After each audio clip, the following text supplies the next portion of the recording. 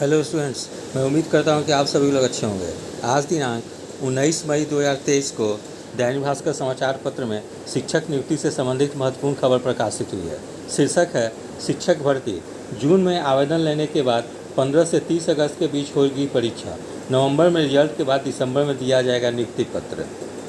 1,70,000 शिक्षक नियुक्ति की वैकेंसी अब अगले सप्ताह, क्योंकि शैक्षणिक योग्यता, उम्र व पैटर्न पर शिक्षा विभाग से एक बार और विमर्श करेगा बीपीएससी। तो कक्षा 1 से 12 तक 1,70,000 शिक्षकों की भर्ती के लिए अगले सप्ताह वैकेंसी जारी हो सकेगी। ऐसा इसलिए कि बीपीएससी शिक्षक भर्ती के लिए अभ्यर्थियों की शैक्षणिक योग्यता, उम्र सीमा और परीक्षा पैटर्न पर शिक्षा विभाग से एक और विमर्श करेगा। उसके बाद वैकेंसी का प्रारूप बीपीएससी फिर शिक्षा विभाग को भेजेगा। इसके बाद ही विज्ञप्ति जारी होगी। कक्षा 1 से 5 तक शिक्षकों का प्रश्न इंटरमीडिएट, कक्षा 9 व 10 के शिक्षक का स्नातक और कक्षा 11 और 12 का प्रश्न स्नातकोत्तर स्तर का होगा। प्राथमिक कक्षा के शिक्षक पद पर आवेदन के लिए अभ्यर्थी को टीईटी या सीटेट पास होना अनिवार्य होगा, जबकि उच्च और उच्चतर माध्यमिक कक्षा के शिक्षक पद के लिए एसटीईटी उत्तीर्ण होना जरूरी होगा। उच्च और उच्चतर माध्यमिक स्कूलों में उन विषयों की वैकेंसी जारी होगी जिस विषय की 2019 के बाद एसटीईटी हो चुकी है। जून में आवेदन लेने के बाद 15 अगस्त से 30 अगस्त के बीच परीक्षा होगी। रिजल्ट नवंबर अंत तक जारी हो पाएगा। दिसंबर के अंत तक चयनित अभ्यर्थियों को नियुक्ति पत्र मिल जाएगा। फिर बीपीएससी की निगेटिव मार्किंग के पक्ष में नहीं था शिक्षा विभाग। तो बीपीएससी की संयुक्त प्रारंभिक परीक्षा में जिस तरह निगेटिव मार्किंग का पैटर्न है, शिक्षक नियुक्ति के लिए भी वैसा ही पैटर्न तय किया गया है। शिक्षा विभाग निगेटिव मार्किंग के पक्ष में नहीं था। अभी बीपीएससी 2 घंटे में 150 वस्तुनिष्ठ प्रश्न रखने के पक्ष में है, जबकि शिक्षा विभाग 2 घंटे में 100 वस्तुनिष्ठ प्रश्न ही रखने के पक्ष में था। शिक्षा विभाग क्वालिफाइंग पेपर के भी पक्ष में नहीं था। वैसे परीक्षा पैटर्न तय करने का अंतिम अधिकार बीपीएससी को ही है। इस प्रकार से शिक्षक नियुक्ति के लिए क्या पैटर्न होनी चाहिए परीक्षा की और कितने वस्तुनिष्ठ प्रश्न पूछे जाने चाहिए और निगेटिव मार्किंग होनी चाहिए या नहीं, इसको लेकर शिक्षा विभाग एक बार पुनः बिहार लोक सेवा आयोग के साथ बैठक करने वाली है और उस बैठक में ही अंतिम निर्णय हो पाएगी कि प्रश्नों की संख्या 150 होगी या 100 होगी, निगेटिव मार्किंग होगी या नहीं होगी।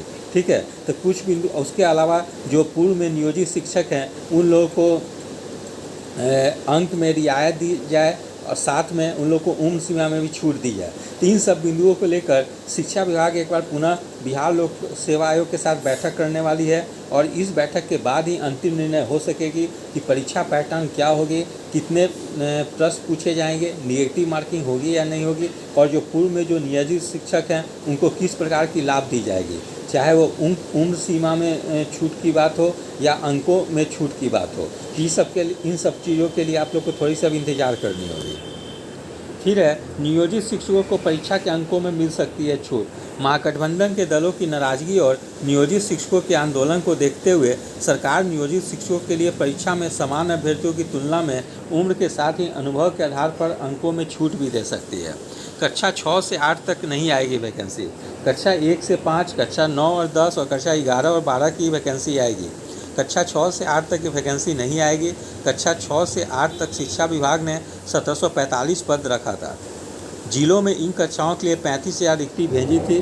कक्षा 6 से 8 तक वैकेंसी इसलिए नहीं आएगी क्योंकि 2007 के बाद कक्षा 1 से 5 तक के कई शिक्षक स्नातक हैं और कक्षा 6 से 8 तक के शिक्षक की योग्यता रखने के बाद भी प्रोन्नति नहीं पा सके हैं। इन पदों को प्रोन्नति से भरा जाएगा। इस प्रकार से कक्षा 6 से 8 में आने वाले समय में भी शिक्षकों की नियुक्ति नहीं हो पाएगी क्योंकि उन जो सारे पद जो हैं कि प्रमोशन से भरी जाएगी। ठीक है, इस प्रकार से अभी आने वाले समय में जो शिक्षक की जो परीक्षा होने वाली है उसमें कई महत्वपूर्ण परिवर्तन देखने को मिलेगी और विज्ञापन में अभी थोड़ी विलम्ब होगी। इसके लिए अभ्यर्थियों को थोड़ी इंतजार करनी पड़ेगी। फिर भी जो भी अभ्यर्थी शिक्षक नियुक्ति के लिए योग्य हैं वे लोग समान अध्ययन करते रहें, यानी जनरल स्टडीज़ का, और साथ में जो स्टूडेंट 9, 10th और +2 के लिए आवेदन करने वाले हैं वे लोग अपने सब्जेक्ट का भी अध्ययन करते रहें, क्योंकि निश्चित रूप से इन 2 विषयों से प्रश्न रहेंगे ही, भले प्रश्नों की संख्या कम हो जाए। फिर 68वीं बीपीएससी परीक्षा जो समाप्त हो चुकी है उससे संबंधित खबर है। शीर्षक है पहली बार बीपीएससी की 68वीं मुख्य परीक्षा में स्थानीय लोकोक्तियों पर भी निबंध लिखवाया गया। शीर्षक है मूस मोटइये लोढ़ा होइए, 800 शब्द लिखने में छूटे पसीने।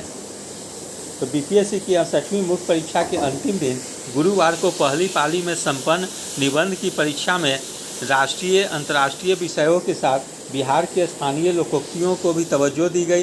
हालांकि मूस मोटइये लोढ़ा होइए और पानी में मछरिया नौनो कुटिया बखरा, धर्म के बिना विज्ञान नाटकर छय, अभिज्ञान के बिना धर्म आनर छय, अगिला खेती आगे आगे पछिला खेती भागे जागे जैसे लोकोक्तियों पर 700-800 शब्द लिखने में परीक्षार्थियों के पसीने छूट गए। खंड 3 के चारों प्रश्न स्थानीय लोकोक्तियों पर ही आधारित थे। इनमें एक निबंध लिखना अपरिहार्य था। ऐसे में परीक्षार्थियों के पास यही विकल्प नहीं था कि मुहावरे व लोकोक्तियों पर आधारित इन प्रश्नों को छोड़कर कोई और प्रश्न कर ले। 100 अंकों का एक निबंध होने से इसे हल्के में निपटाना भी सफलता में एक बड़ी बाधा बन सकती थी। दूसरी पाली में वैकल्पिक विषयों की परीक्षा ली गई, लेकिन केवल क्वालिफाइंग और वस्तुनिष्ठ प्रकृति के होने के कारण परीक्षार्थी उसमें सहज दिखे। तो निबंध के पेपर में भी अभ्यर्थियों को काफ़ी परेशानी दिखी, खासकर से जो लोकोक्ति और मुहावरे से संबंधित प्रश्न पूछे गए थे, ठीक है, उसमें काफ़ी परेशानी हुई। उसके अलावा जो द्वितीय पाली में जो ऑप्शनल विषय के जो सब्जेक्ट थे उसमें भी अभ्यर्थियों को काफ़ी परेशानी हुई। यद्यपि वो क्वालिफाइंग प्रकृति की थी, लेकिन उसके बावजूद भी क्वालिफाइंग मार्क्स लाने के लिए भी अभ्यर्थियों को काफ़ी संघर्ष करनी पड़ी। यदि निगेटिव मार्किंग रख दी जाती तो निश्चित रूप से कई अभ्यर्थी इसमें फेल कर जाते। लेकिन जो अभ्यर्थी गंभीरतापूर्वक अपने ऑप्शनल विषय को पढ़े होंगे वे लोग क्वालिफाई जरूर कर जाएंगे। इतने प्रश्न बन गए होंगे उन लोगों से। फिर स्थानीय परीक्षार्थियों को मिली बढ़त। गर्दनीबाग गर्ल्स स्कूल परीक्षा केंद्र पर परीक्षा देकर बाहर निकले कई परीक्षार्थियों ने बताया कि निबंध का यह खंड बेहद चुनौतीपूर्ण था, क्योंकि यह समझ में नहीं आ रहा था कि 2-3 पैराग्राफ से अधिक वे इस पर कैसे लिखें। बचपन से आम बोलचाल में इस्तेमाल होते रहने और बीते दिनों चुनाव के दौरान भी कुछ राजनेताओं द्वारा इस्तेमाल किए जाने के कारण स्थानीय परीक्षार्थी तो इसमें कुछ हद तक सोचने में भी सक्षम थे, लेकिन दूसरे प्रांत के परीक्षार्थियों के लिए और भी चुनौतीपूर्ण था, क्योंकि मगही व मैथिली जैसे स्थानीय भाषा में होने के कारण ठीक इसका मतलब समझने में भी सक्षम नहीं थे। ऐसे में 700 से 800 शब्द टू द पॉइंट लिखना बेहद मुश्किल था। फिर एक्सपर्ट का विचार है कि निबंध में पूछे गए प्रश्नों की प्रकृति स्तरीय रही है। स्थानीय लोकोक्तियों पर आधारित एक पृथक खंड के समावेश से स्थानीय छात्रों को कुछ हद तक बढ़त मिलेगी। यूपीएससी में जिन लोगों का वैकल्पिक विषय हिंदी रहा होगा उसको भी फायदा हुआ होगा। वैसे ही बीपीएससी का 68वीं की परीक्षा में ज़्यादातर वही लोग सफल होंगे जो यूपीएससी दे रहे हैं। फिर निबंध का पेपर काफ़ी डायनामिक था। पहले सेक्शन में दार्शनिक कथन पर आधारित निबंध पूछे गए थे, जो देखने में तो आसान लग रहे थे, लेकिन उनमें काफ़ी गहराई थी। ओवरऑल पहला सेक्शन थोड़ा ज़्यादा कठिन था, दूसरा सेक्शन तुलनात्मक रूप से आसान रहा और तीसरे में पूरी तरह बिहार का परिदृश्य देखने को मिला।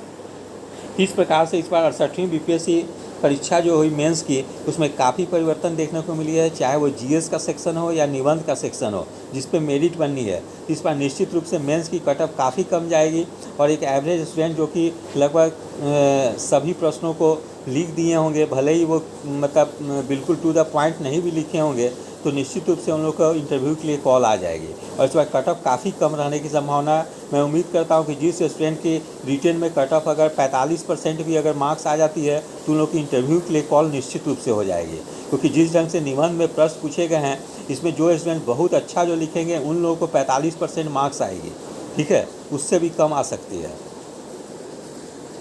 इस प्रकार से आज के समाचार पत्र में कुछ महत्वपूर्ण खबरें थी। यदि आप सभी लोग को मेरा चैनल अच्छा लगा हो इसे लाइक से और सब्सक्राइब करें। धन्यवाद। Take care.